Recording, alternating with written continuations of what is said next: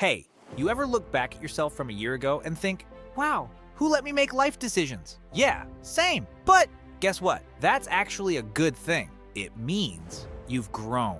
Personal growth isn't about waking up one day as a brand new, super successful version of yourself. It's those tiny, awkward, sometimes painful steps, like learning to say no without feeling guilty. Or finally figuring out that, yes, you do need 8 hours of sleep. It's about progress, not perfection. You're not competing with anyone except yesterday's you. And that guy, you're already ahead of him just by watching this. So, keep going, keep learning, keep cringing at your past self. It means you're doing it right. And if you ever feel stuck, just remember, even a tree takes years to grow. But when it does, it stands tall. Now go be that tree. Ever noticed how your bed feels extra cozy exactly when you're supposed to get up and do something important? Yeah, that's your comfort zone calling. It's like a friendly but sneaky little trap. Think about it. Your comfort zone is kind of like your favorite hoodie. Warm, safe, familiar, but not exactly what you'd wear to impress your crush, right? At least I hope not. It's easy to stay where things feel familiar, like ordering the same pizza every Friday night or watching the same sitcom for the 5th time. But what if there's something amazing out there you're missing because you're sticking to pepperoni every weekend? Stepping outside your comfort zone might seem scary, kind of like dipping your toe into cold water. But guess what? Once you dive in, it only feels chilly for a second. Soon enough, you're splashing around having fun, wondering why you didn't jump sooner. Remember when riding a bike seemed impossible? You probably fell, maybe even crashed into a bush, and yeah, the neighbors laughed a little, but you got back up. And soon enough, riding felt natural, easy, and exhilarating. That's growth. Your comfort zone loves to keep things predictable, but life gets really interesting when you try something new. So next time your comfort zone whispers, "Let's stay in bed," gently remind it that adventures don't happen under the covers. After all, the best stories, the ones worth telling, begin exactly where your comfort zone ends. Okay, real talk. Have you ever waved at someone who wasn't waving at you and then had to pretend you were just stretching? Yeah, we've all been there. Here's the thing. Confidence isn't about being perfect. It's about not caring when you're not perfect. Think about babies. They fall all the time. Do they sit there like, oh no, I'm such a failure? Nope. They giggle, get up, and keep wobbling like tiny drunk superheroes. And guess what? Eventually, they run. So if you trip over your words, make an awkward joke, or accidentally like a 3-year-old post while stalking someone, just own it. Laugh it off. Keep going, and remember, confident people aren't perfect. They just act like they meant to do that. All right, now go out there and rock that confidence. Awkward moments, messy hair, and all. And hey, if you trip, just do a little dance to make it look intentional. It's your world. We're just living in it. Quick question. Do you believe everything you hear? If you answered yes, we need to talk. If you answered no, are you sure? See, critical thinking isn't about saying no to everything. It's about asking the right questions before you say yes. Think about this. Your friend tells you, yeah, chocolate milk comes from brown cows. Do you A, laugh and move on? B, grab your phone and Google it? C, nod and say, that makes total sense? If you picked C, we might have a problem.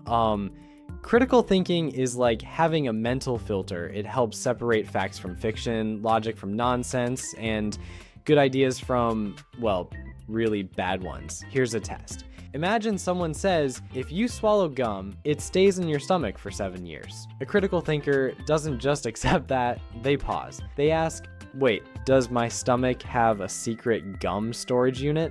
Yeah. Then they look it up. Turns out your body digests gum just fine. So are you a critical thinker? Ask yourself, do I question things or do I just accept them? Do I check facts before sharing them? Do I change my mind when new evidence comes in? If you do all that, congrats. Your brain is doing squats every day. If not, hey, no worries. Critical thinking isn't a talent, it's a skill. And like any skill, you can practice. So next time you hear something wild, don't just nod, think, because the world is full of brown cows and chocolate milk theories. Have you ever looked back at an old photo and thought, wow, was that really me? Maybe it was the haircut, maybe it was the fashion choices, or maybe it was you. Growth is funny like that. it sneaks up on you. Like, one day you're struggling to tie your shoes, the next you're explaining taxes to a younger cousin like you actually understand them. But here's the thing. Personal growth isn't always about big dramatic changes. You don't have to wake up at 5 a.m., run a marathon, or drink green smoothies that taste like regret. Growth happens in the small moments, choosing to listen instead of react, reading one more page instead of scrolling, or simply trying again after failing. It's easy to feel stuck, like nothing's changing, but take a second. Think about who you were a year ago, the things that used to stress you out, the mistakes you've learned from, the confidence you've gained. Even if you don't see it, you have grown. So keep going, keep growing, and maybe, just maybe, double check those fashion choices. Because some mistakes definitely don't need a second round. Ever feel like your mornings hit snooze before you even wake up? Let's fix that. Step 1, wake up, preferably before noon. Bonus points if it's between 5 and 7 a.m. But hey, baby steps. Hey, first thing, grab a glass of water. Your body's been in sleep mode for hours, and trust me, it's thirstier than a lost camel. Step 2, sunlight. Step outside, soak it in. If the sun's hiding, just pretend. It's the effort that counts. Step 3, breakfast. No, coffee alone doesn't count. Eat something with protein like eggs, yogurt, or peanut butter toast. Your brain will thank you.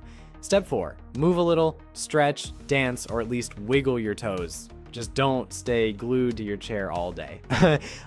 Step 5, work, study, or chase your dreams. Get in the zone and knock out distractions, except for snack breaks. Those are non-negotiable. Step 6, midday, reset. Take a walk, call a friend, or stare at a wall dramatically for 5 minutes. Just breathe. Step 7, evening wind down, dinner, something balanced, because cookies don't count as a meal, or so I'm told. Step 8, put the screens away before bed. I know, it's painful, but your future well-rested self will high-five you for it. Finally, sleep. Aim for 7 to 9 hours. Yes, sleep is a life hack, not a luxury. Do this daily and you'll feel like a superhero minus the cape, unless you really want one. Now go own your day. Hey you, you, sitting there, scrolling, procrastinating. Again, let me guess. You have things to do, but somehow your couch, your bed, or even that random spot on the floor is holding you hostage. Don't worry, we've all been there, but let's fix that. Yes, here's the truth. You're not lazy. Your brain is just really good at convincing you to avoid discomfort. It's like a sneaky little lawyer making excuses. I'll start tomorrow. Nice try, brain. But we're outsmarting you today. Oh, and before I continue, hit that subscribe button. Yes, I said subscribe. Because if you don't, I'll assume you're too lazy to even press a button, and that would be ironic, wouldn't it? Step 1, make it stupidly easy. Big tasks feel scary, so shrink them. Want to clean your room? Don't think about the whole room. Just pick up one sock. One, that's it. Your brain won't panic over a sock. And guess what? Once you pick up one thing, you'll probably keep going. It's like tricking yourself into productivity. Step 2, set a trap for your future self. Willpower is overrated. Instead, set things up so future you has no choice but to do the right thing. Want to work out? Sleep in your gym clothes? Want to read more? Put a book where your phone usually is. Want to drink more water? Tape a straw to your face. Okay, maybe not that last one, but you get the idea. Step 3, the 2-minute rule. Starting is the hardest part. So make a deal with yourself. Just do 2 minutes of the thing. That's it. Write one sentence, stretch for 2 minutes, open the document you've been avoiding. The secret? Once you start, you'll probably keep going. It's like pushing a shopping cart. Hard at first, but once it's rolling, easy. Final secret, you don't need to feel motivated. You just need to start. Motivation comes after action, not before. So what's one tiny thing you can do right now? No overthinking, just start. Your future self will thank you. Thanks for watching.